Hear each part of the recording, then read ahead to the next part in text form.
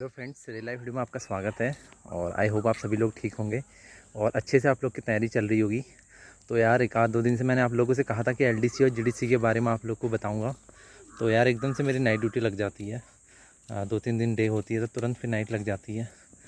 थोड़ा स्टाफ की प्रॉब्लम की वजह से, लेकिन आप ठीक है आज भी। तो आप लोग को आज जीडीसी और एलडीसी के बारे में बताऊँगा। तो आप लोग के लिए सबसे पहले मैं बताऊँगा जीडीसी के बारे में कि जीडीसी क्या होता है। तो जीडीसी का जो फुल फॉर्म होता है वो होता है जनरल डिपार्टमेंट कम्पिटिटिव एग्जामिनेशन, जीडीसीई।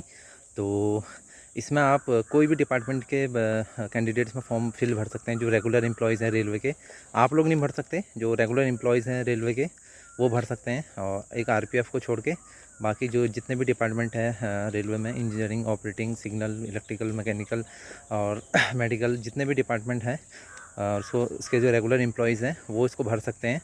मान लीजिए आप रेलवे में आए और आपके 1 महीने बाद जीडीसी की भर्ती लग गई, स्टेशन मास्टर के पद निकल गया, या टीसी के निकल गए, या टाइपिंग वाले के निकल गए, टीटी किसी के भी निकल गए, तो आप इसको तुरंत भर सकते हैं। ऐसा नहीं है कि आप नहीं भर सकते हैं। बस आपके पास आपकी एम्प्लॉय आईडी होनी चाहिए। जो एम्प्लॉय आईडी होती है 1 महीने के भीतर आई जाती है एम्प्लॉय आईडी। जैसे आप नए जो होते हैं एम्प्लॉय आईडी 1 महीने के अंदर आ जाएगी आपकी, तो उसके बाद आप जीडीसी की भर्ती दे सकते हैं।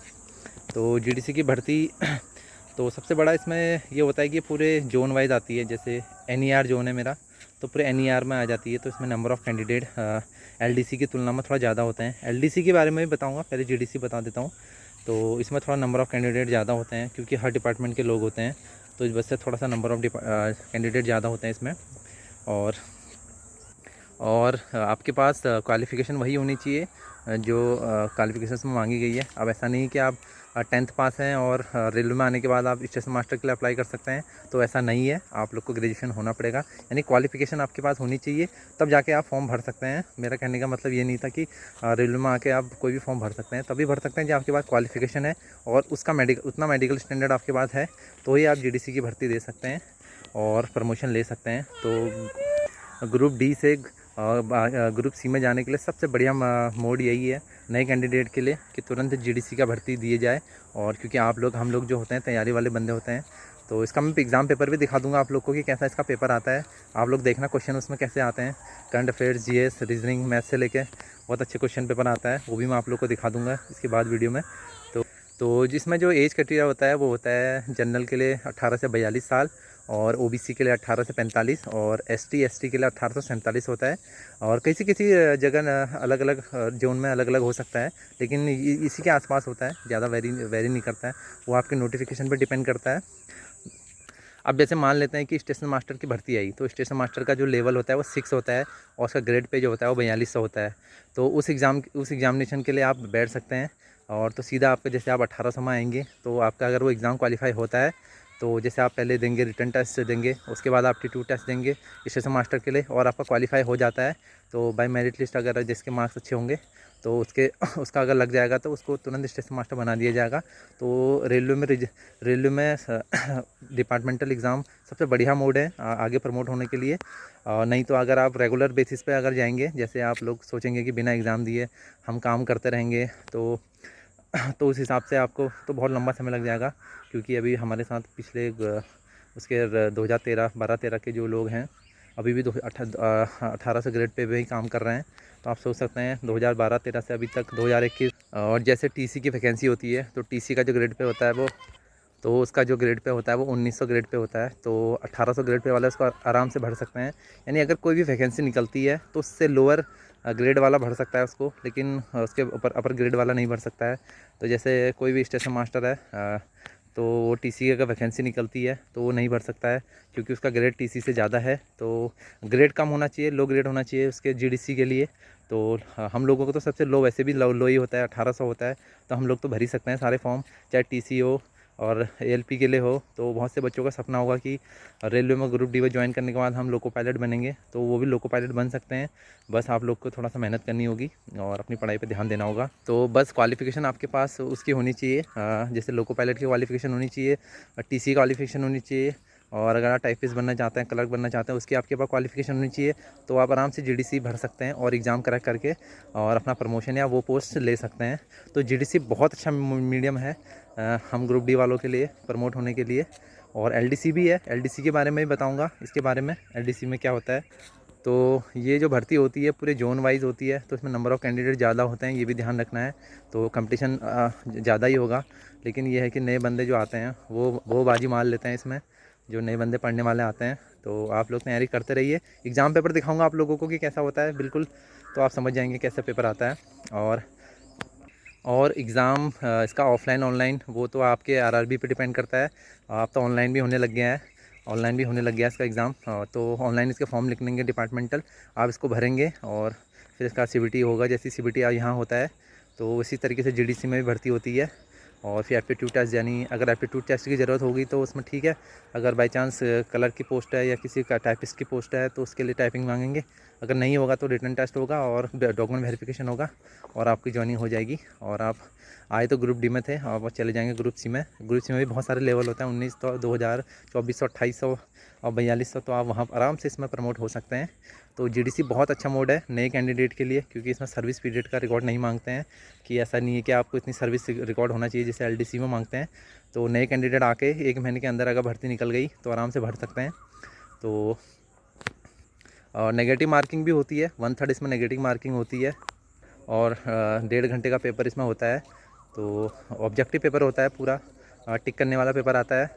तो आप लोग इसमें देख लीजिएगा जब मैं आपको पेपर दिखाऊंगा कि कैसा पेपर आया था। और जब भी भर्ती निकलती है तो नोटिफिकेशन के साथ का सिलेबस भी निकलता है और उसमें सारी चीज़ें मेंशन होती है कि ये टॉपिक से क्वेश्चन आएंगे, ये टॉपिक से क्वेश्चन आएंगे। तो कहीं भी ऐसा नहीं है कि कोई चीज़ छुपा के आएगी। हर चीज़ आपको बता के आएगी कि ये टॉपिक है और इतने टॉपिक में से आपकी चीज़ें आएंगी।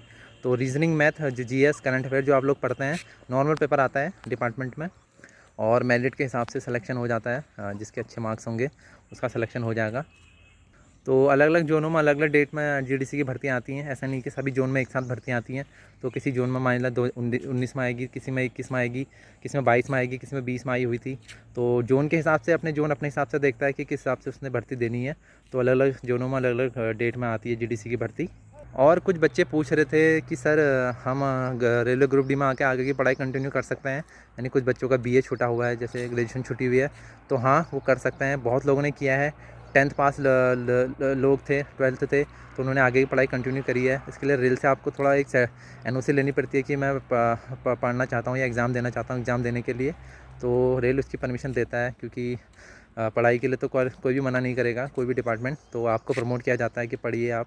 तो बहुत से लोग हैं यहाँ, मेरे साथ के भी बहुत सारे लोग हैं जो मेरे सीनियर हैं। उन लोगों ने भी अपना ग्रेजुएशन कंप्लीट किया था रेल में आने के बाद। तो आप भी पढ़ सकते हैं रेल में आके, ऐसा कुछ नहीं है। बस थोड़ा सा आपके अंदर पेशेंस होना चाहिए और अपने टारगेट को छूने का कि मुझे ये करना है और मैं इसको करके रहूँगा। तो वो चीज़ आपका स्वागत है। रेल के अंदर आइए, पढ़िए। और जैसे कि मैंने बताया कि एग्ज़ामिनेशन के थ्रू आप अपना प्रमोशन कर सकते हैं। तो नए लड़के तो यही सोच के आएंगे कि अभी भी सोच रहे होंगे कि यार हमें तो जाके प्रमोशन लेना ही लेना है। और अच्छी बात भी है, लेना भी चाहिए, क्योंकि अगर पढ़ा लिखा है और उस पोस्ट में के लिए क्वालिफाई करता है, उसकी क्वालिफिकेशन उस पोस्ट के लिए है, तो उसको उस पोस्ट के लिए अप्लाई करना चाहिए। तो और जीडीसी के लिए बहुत अच्छा मीडियम है।